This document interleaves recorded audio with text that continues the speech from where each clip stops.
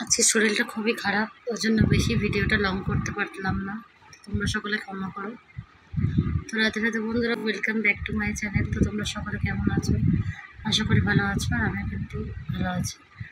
আর একটু অসুস্থ আছি, কিন্তু ঠিক আছে, কোনো অসুবিধা নেই। তো তারপরে দেখো, সকাল সকাল গোপাল সোনা মুখ দর্শন করলে, তারপরে আমি গোপালের জন্য রান্না চাপিয়ে দিলাম। আর আজকের ভিডিওটা আমি বেশি বড় করিনি, খুবই কষ্ট হচ্ছিল ওই জন্য।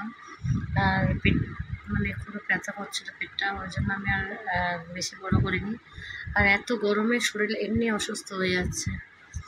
তো যাই হোক, যেভাবেই হোক ভগবানের সেবা তো বন্ধ করা যাবে না, চেষ্টা করছি যতটা করে ভগবানকে করা যায়।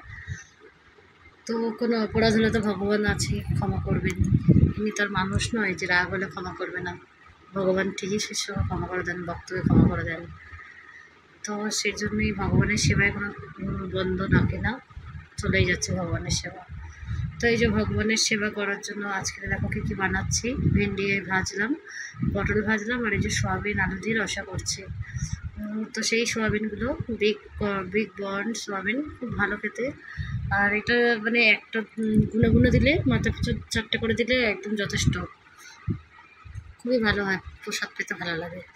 তো তারপরে দেখো, রান্নাবান্না হয়ে যাওয়ার পরে 10টার সময় গোপালকে কি ভোগ দিয়েছিলাম, দিলখুশ এনে দিয়েছিলো আমাদের উনি, তাই দিয়ে দিলাম।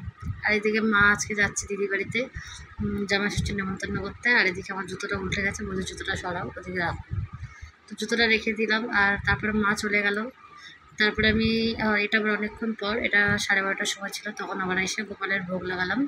আর মা যখন গেছে তখন প্রায় 11টা বাজে। তো তারপরে ভোগ ঠোক লাগিয়ে আবার প্রসাদ টসাদ পেয়ে একটু বিশ্রাম নিলাম। আজকে আবার টিউশন পড়ানো ছিল না, ওই জন্য একটু রেস্ট নিতে পেরেছি। সারা দুপুর একটু বসেছিলাম, শুয়েছিলাম, ফোন দেখেছি, এইসব করেই কাটিয়েছি। আর এরপরে রাতের ভোগ দর্শন করিয়ে দিলাম, আর তারপরে গোপাল দর্শন করে আজকের মতন ভিডিওটা শেষ করছি। তো রাধে রাধে বন্ধুরা, সকলে খুব ভালো থাকো। রাধে রাধে, শুভরাত্রি।